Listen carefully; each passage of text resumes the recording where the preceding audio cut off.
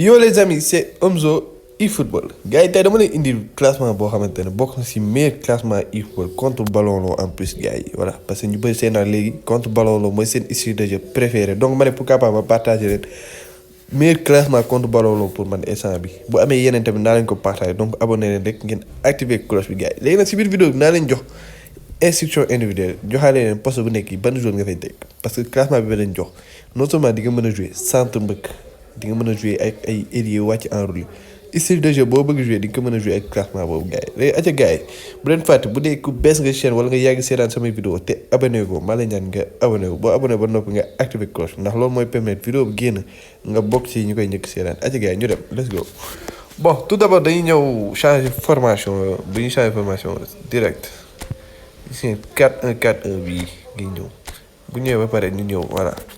il suffit juste ñu laal milieu offensif yi nii laal leen ñu xaw a génn ci aile yi tuuti voilà attends je pense que nii baax na voilà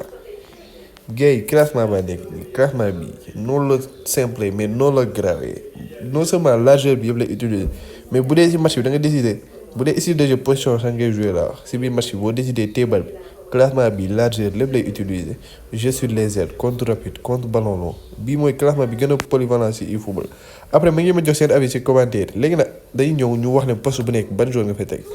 góolu gardien défensif man personnellement gardien défensif laay conseiller ñëpp parce que tout le temps moom laay utiliser axe bi nga teg benn destructeur après voilà beneen kii bi nga teg fa benn construction c'est très important construction déglu leen bu baax li ma leen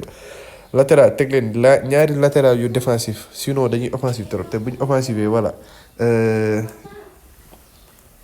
beneen équipe su amee contre attaque yow da ngay am problème wala nga équilibré laal benn défensif benn offensif parce que benn offensif moom des fois mën na dédoubler fii nii parce que MSG bi tout le temps du nekk attaquant des fois day genre rôle milieu terrain gauche donc des fois da lay jàppale si wàllu phase défensive yi te loolu nga koy soxla donc moom mën na yéeg nii voilà centré et tout voilà affaire bu grave gars yi wàllum attaque bi d'habitude nag ni ñuy attaqué nii kese la genre boo passé ba sa milieu terrain day am ñaari possibilité profondeur pointe bi profondeur MLD te MLD bi défenseur latéral du ko jege parce que latéral yi d'habitude excentré yi dañuy jege voilà donc moo tax day am benn avantage bu grave gars yi surtout que bu gaaw yooyu genre Vinicius voilà peu importe am na ay joueurs yu gaaw yu bëri yoo xam ne xam naa ne yor ngeen ko léegi ñu ñëw si milieu défensif plaque tournante ngeen teg plaque tournante gars yi genre mooy gën a mën a ñëw si axe bi jàppale sa défenseur yi voilà milieu offensif tegal benn meneur créatif benn milieu attaquant su la neexee nga teg fi ñaari milieu attaquant dans tous les cas loo tànn baax na gars yi milieu attaquant yi milieu offensif bi am na milieu attaquant milieu kii orchestrateur am na meneur créatif numéro 10 classique yooyu yëpp mën nga koy utiliser mais nag match bu méttee ba métti wala nga xam ne adversaire bi moom genre moo la mën parce que loolu day am di nga daje ñoo xam ne ñoom ñoo la mën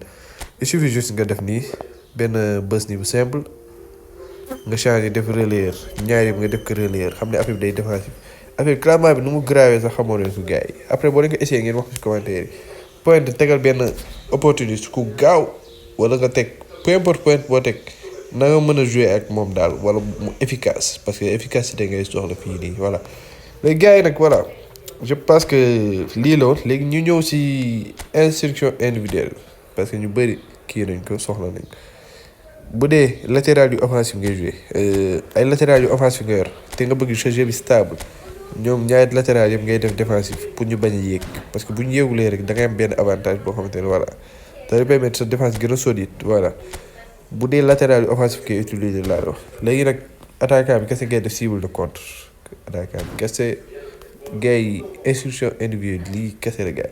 j'espère que vidéo bi neex na leen après voilà ngeen wax ci commentaire yi voilà seen xalaat ci classement bi ndax essayé ngeen ko ou pas wala am na yeneen classement yoo xam ne ñoo gën a garaaw bi ça dépend wax leen moo ci commentaire bu dee bëgg ngeen yeneen classement mooy koy dugal tamit n'hésitez pas à vous abonner et d'activer la cloche